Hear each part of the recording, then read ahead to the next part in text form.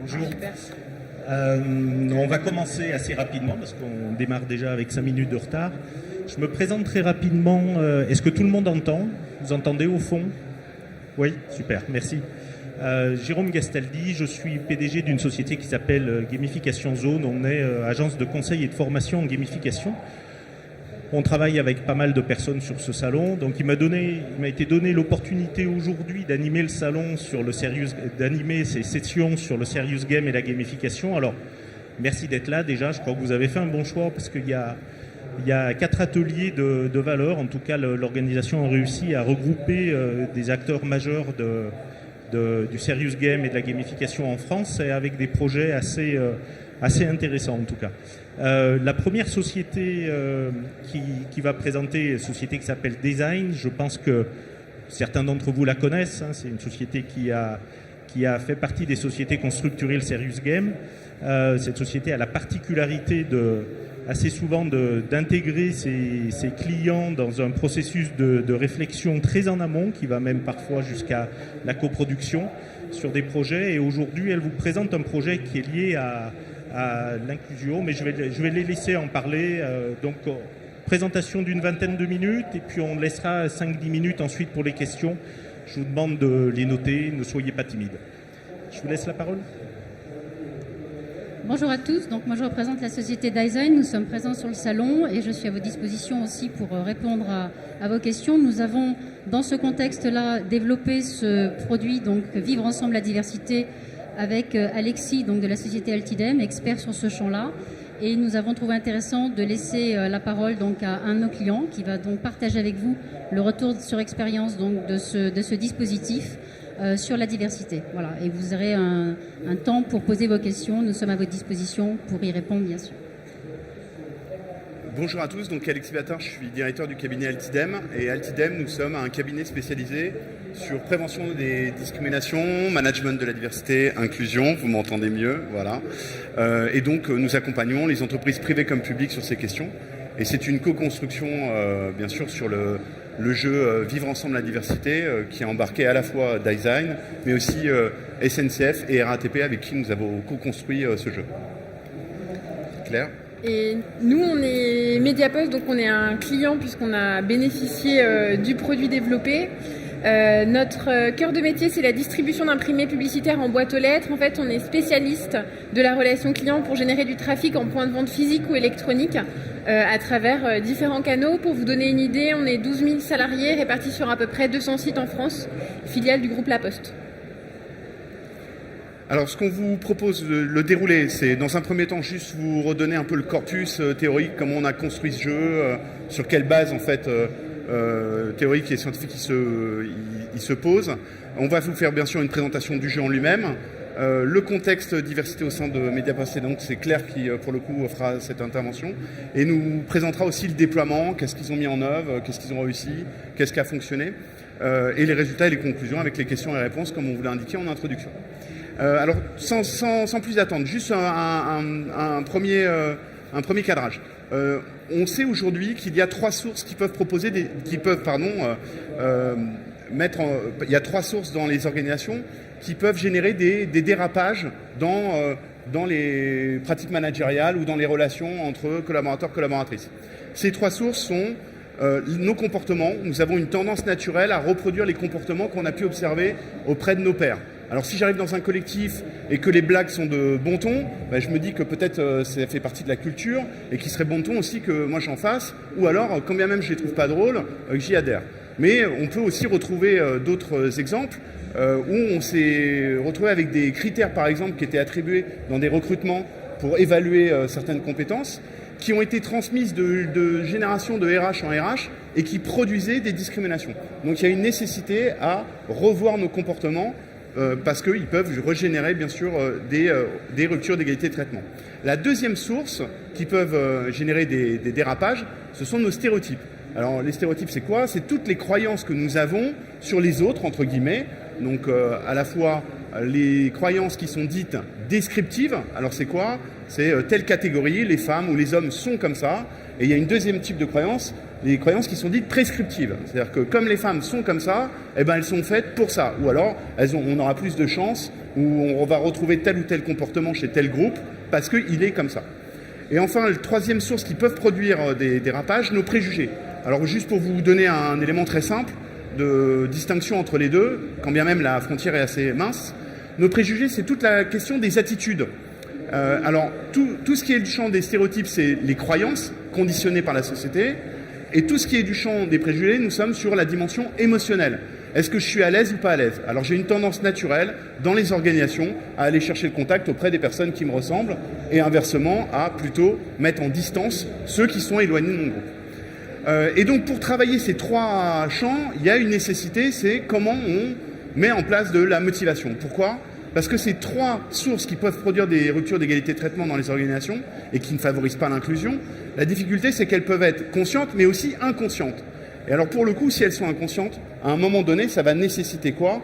Ça va nécessiter de mettre de l'énergie pour pouvoir les neutraliser et neutraliser leur effet. Alors le jeu a été construit sur quoi? Sur une base de comment initier les changements. On le sait, en psychologie sociale, ça a été étudié maintes et maintes fois. C'est un triptyque, c'est simple, c'est un processus en 3 étapes, pardon.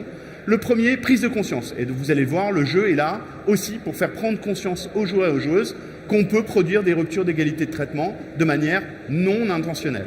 Donc prise de conscience. Une fois que j'ai pris conscience, comment je motive? Ça c'est un élément essentiel, parce qu'avant de proposer des clés opérationnelles sur qu'est-ce que je dois dire ou quels sont les bons comportements à mettre en œuvre dans mon organisation, il faut déjà que je sois motivé et que je suis prêt à mettre de l'énergie pour. Alors il y a une super nouvelle qui est apparue il y a récemment. Rapidement, je vous parle des travaux de Patricia Devine, qui est une chercheuse américaine qui travaille sur ces questions depuis les années 80. Et donc Patricia Devine, en 2015, elle a testé un protocole expérimental, mais alors dans la vraie vie, dans une entreprise auprès de plus de 5000 salariés, et elle a testé des ingrédients pour motiver justement les individus à mettre en place des bons comportements. Et alors la bonne nouvelle, c'est que c'est étudié depuis 2015 là, et les résultats sont positifs, donc ça c'est une super nouvelle. Et dans les motivations, il y a 2 types de motivation. Elle nous dit qu'il y a la motivation interne et externe. Motivation externe, vous la connaissez tous et toutes, c'est le droit. Qu'est-ce qui fait que je vais agir à un moment donné? Le droit peut être une motivation. Mais on sait qu'elle a sa limite. La motivation interne va être beaucoup plus pertinente pour initier des changements. Et donc motivation interne, ça peut être quoi? Ça peut être mes valeurs, est-ce qu'elles sont en cohérence avec la politique qui est mise en œuvre dans une organisation sur ces questions de diversité? Mais la motivation interne, Patricia Devine nous parle du changement de perspective. Et ça c'est assez intéressant. C'est quoi? C'est comment je mets l'individu dans une posture où il doit cognitivement se mettre à la place de l'autre, mais pas de manière émotionnelle, ce qu'on appelle l'empathie, mais de manière de cognition froide, donc de manière raisonnée. Et donc un exemple très simple, je vous donne une anecdote. J'étais confronté à un collectif qui était plutôt hermétique à la question de comment favoriser la mixité dans son organisation. Et on était face à clairement des pratiques d'agissement sexiste, harcèlement sexuel. Et donc pour faire bouger le collectif, parce qu'à un moment donné, ils étaient plutôt à réfuter les résultats, pour faire bouger le collectif, j'ai utilisé la méthode du changement de perspective de Patricia Devine. Et j'aurais demandé de relire les résultats de la manière suivante. Si c'était votre fille dont on parle, vous, en tant que décideur dans cette organisation, qu'est-ce que vous attendriez, en fait, comme attitude de la part de vos managers opérationnels? Et là, pour le coup, ça a initié un changement beaucoup plus fort que juste une approche qui serait légaliste. Et donc, le changement de perspective dans le jeu, on va le retrouver. C'est ce qu'on a fait. On a mis en place une séquence où les joueurs et les joueuses vont devoir se mettre à la place de quelqu'un qui pourrait être face à des situations de rupture d'égalité de traitement. Et on leur demande, justement, quel type d'attitude on devrait mettre en place pour. Donc dans le jeu, on a aussi introduit ces ingrédients. Et bien entendu, dans le jeu, et ça c'est son objectif, c'est agir. C'est-à-dire qu'on donne des pistes, on donne des réflexes, des bons réflexes à mettre en œuvre en fonction des situations qu'ils rencontrent. Voilà pour le corpus théorique du jeu. Le vivre ensemble, alors la durée c'est 50 minutes à 70 minutes. Il est séquencé, alors il y a plusieurs critères qu'on travaille de discrimination. Qu'on va voir. Les cibles, c'est à la fois collaborateurs et managers. L'intérêt, et ce qui est très apprécié, c'est que vous avez un parcours commun qui est dédié pour l'ensemble des salariés d'une organisation, et un parcours dédié manager. Alors certaines organisations ont fait le choix de faire passer les deux pour tout le monde ou de les séquencer, enfin tout est possible pour le coup. Aujourd'hui, il est traduit en anglais et il y a eu une adaptation sur certains pays en zone Europe qui peut être utilisée. Et nous avons 3 activités courtes dédiées au management et 4 en tout pour les salariés. Avec un teaser bien entendu, et comme je vous l'ai dit, il a été co-construit avec SNCF, RATP et Design. Et alors oui, ça c'était une super nouvelle, il a remporté aussi le trophée de la diversité, c'est plutôt pas mal, qui a été remis en fin d'année 2016 sur ces sujets. Et avec Mediapost, on va vous en parler aussi, on a obtenu aussi un nouveau trophée. Alors le parcours de formation, quels sont ses objectifs, qu'est-ce qu'on vise? Comment on qualifie une discrimination? Si je veux mettre de l'inclusion dans mon organisation, il faut que je sois préventeur en fait de ces questions. Donc là, on donne des éléments de connaissance pour repérer comment ces discriminations apparaissent.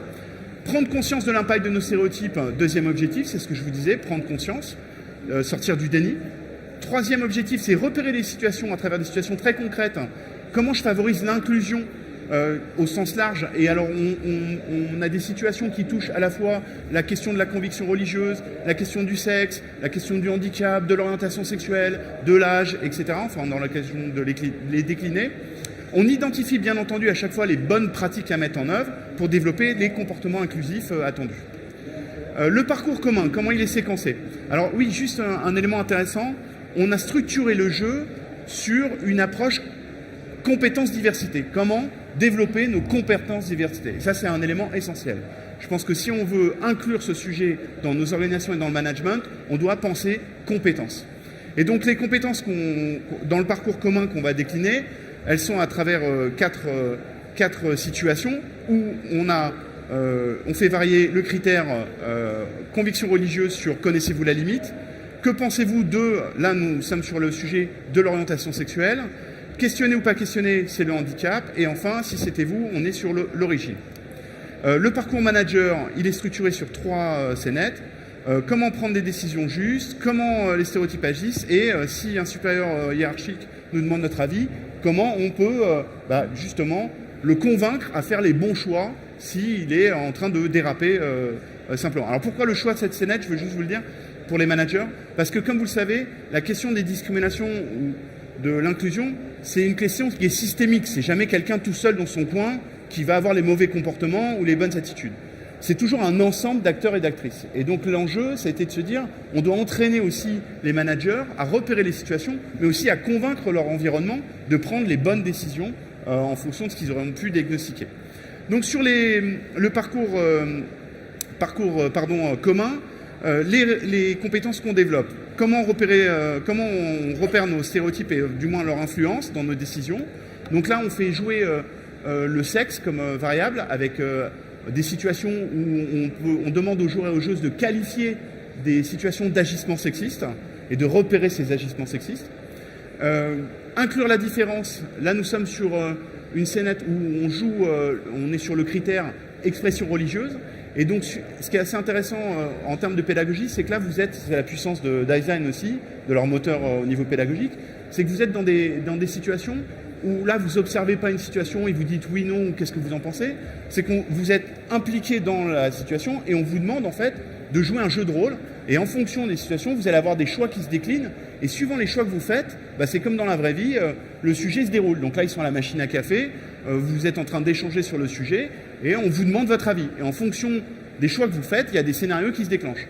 Donc l'intérêt pour les joueurs et les joueuses, c'est de s'entraîner et c'est après cette séquence qu'ils ont l'occasion de repérer s'ils ont fait les bons choix, qu'est-ce qu'ils pourraient améliorer et qu'est-ce qui est à renforcer tout simplement. Changer de perspective pour se motiver à agir, c'était mon propos tout à l'heure par rapport aux travaux de Patricia Devine. Donc on est sur une séquence où là, on observe le parcours d'un collaborateur dans une organisation qui est face à des ruptures d'égalité de traitement et on nous demande, à votre avis, quel type d'attitude on devrait mettre en place. Développer les comportements inclusifs pour valoriser la compétence. Alors là, nous sommes sur une séquence où nous sommes face à un collaborateur, c'est plusieurs collaborateurs, collègues qui parlent entre eux d'un autre collaborateur qui est en vacances et qui a été promu, et on fait varier le critère orientation sexuelle avec la question des blagues dans les collectifs qui peuvent apparaître et quel type de réaction on devrait mettre en œuvre pour être plus inclusif dans un collectif. Ça, c'est pour notre parcours, vous l'aurez compris, parcours commun, parcours manager. Donc là, nous sommes en termes de pédagogie que sur des mises en situation pour développer les compétences. Comment ? 10 minutes. Ok, ça marche. On va regarder manager la compétence, donc comment prendre des décisions justes à travers un entretien annuel d'évaluation. Recruter sur la compétence, où là, on questionne, on préqualifie des personnes en situation de handicap, et pour le coup, on les questionne et on vérifie si nos questions sont efficaces ou pas. Et anticiper et gérer les situations à risque, c'est ce dont je vous avais parlé précédemment, c'est comment je convainc un manager qui, pour le coup, provoque des dérapages. Voilà pour le Serious Game en lui-même, rapide présentation.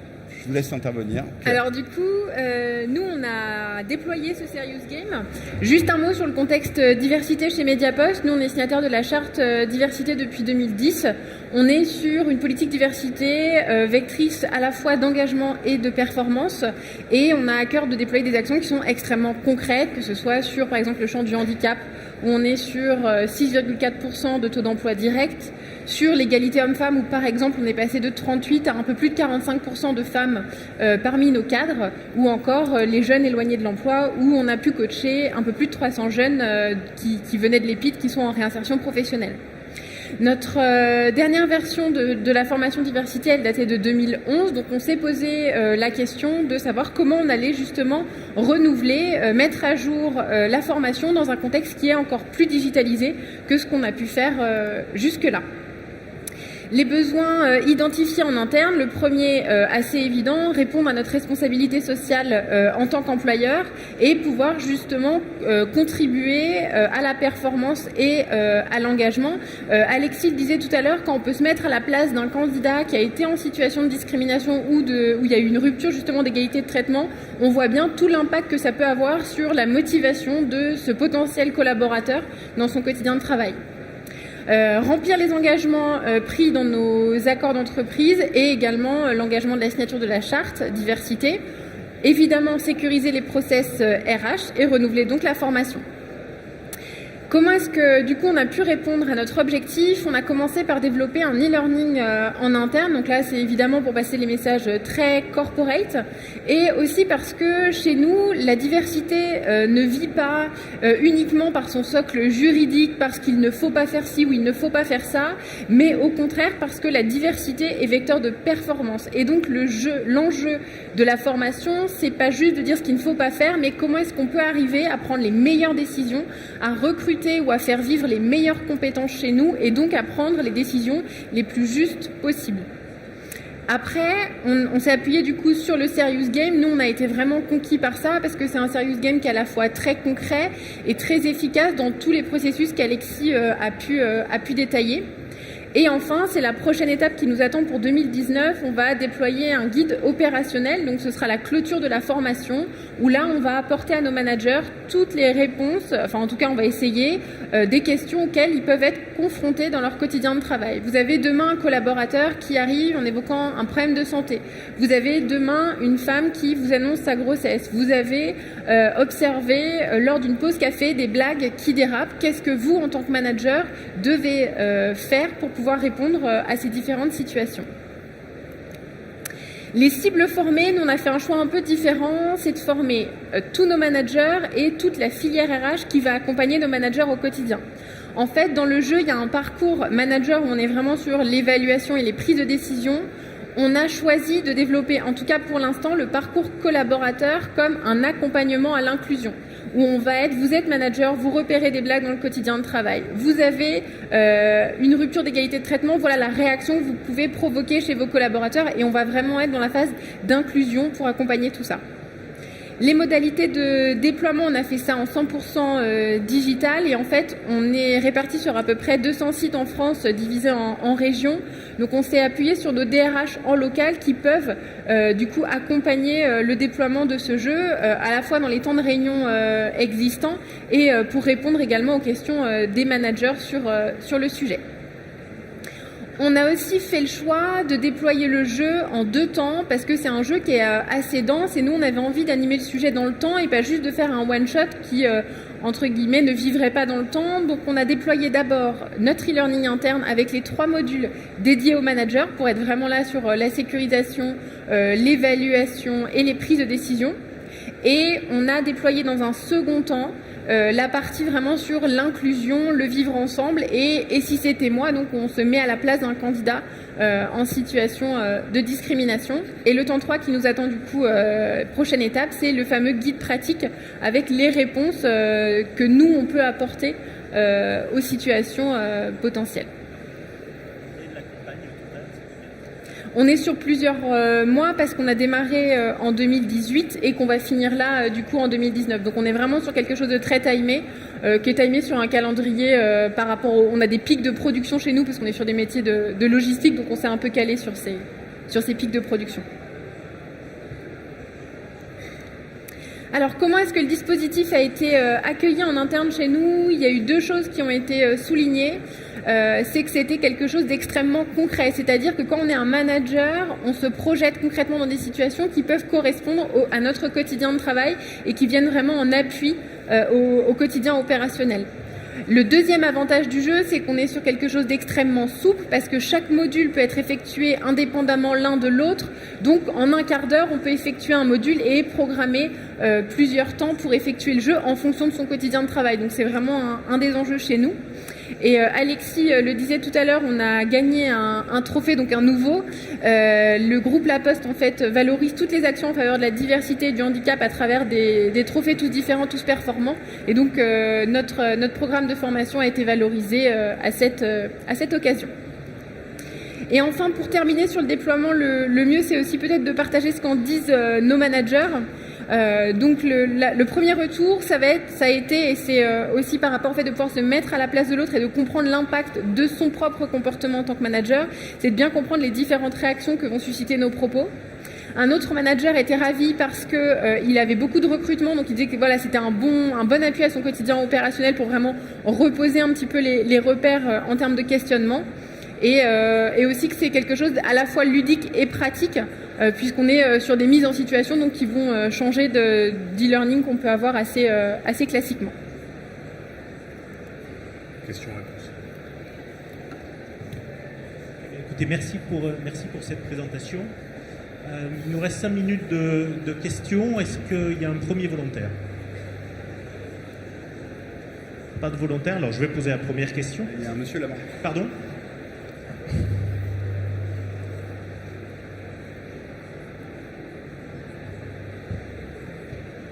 Bonjour, Jérémy Perrault de Claire Chanel. J'avais une question pour Mediapost. Je voulais savoir si vous avez rendu la formation obligatoire ou si c'était sur la base de volontariat. Et si sur la base du volontariat, comment vous avez incité les managers justement à utiliser les différents modules tout simplement? À le faire. On est sur une formation obligatoire où on va être sur un double suivi à la fois RH et managérial. Ça répond à la... Oui, mais du coup, vous trouvez que ça... Enfin, je sais pas, j'ai l'impression que c'est compliqué de mettre ce type de dispositif de manière obligatoire sur une thématique de sujet. Est-ce que c'est pas contre-productif? Alors, nous, on est sur une... Après, ça va beaucoup dépendre de votre contexte, à quel point votre environnement l'environnement de la formation est digitalisé ou pas, et la maturité de la politique handicap. Nous, on est sur une formation qui est une deuxième version, parce qu'en fait, on avait déjà déployé 2 vagues de formation en 2011 et 2012, et c'est aussi une formation qui est dans notre parcours nouveaux entrants pour tous les managers qui rentrent au sein de la société. Donc, c'est vrai qu'on est sur, finalement, une culture diversité assez mature, et donc c'est un sujet qui vit assez naturellement et assez bien chez nous. Donc du coup, c'est un peu une norme chez nous de former sur ces sujets-là. Après, il y a différentes manières de convaincre. Il y a le champ des valeurs. Donc là, quelque part, vous avez déjà des gens qui vont être sensibilisés aux valeurs de la diversité, donc ça va être assez facile. Et après, notre deuxième angle, c'est vraiment l'efficacité, c'est-à-dire que l'objectif, c'est pas d'être sur il ne faut pas faire, mais comment vous accompagner au quotidien pour faire quelque chose d'efficace et prendre des décisions justes. Donc c'est pour vraiment essayer d'ouvrir le spectre et de convaincre le plus possible. Si ça répond à... Une autre question? Non. La formation est obligatoire, mais aujourd'hui, vous avez quel est le pourcentage de la cible visée qui a terminé la formation? Alors sur la vague... Qui a terminé, ce qui est disponible pour l'instant. Ce qui est disponible. Sur la vague numéro 1, on est autour des 60%, donc là sur le parcours manager. Le parcours collaborateur, je ne peux pas vous dire parce qu'on est en cours. Donc on va voir à la fin de la vague. Ok.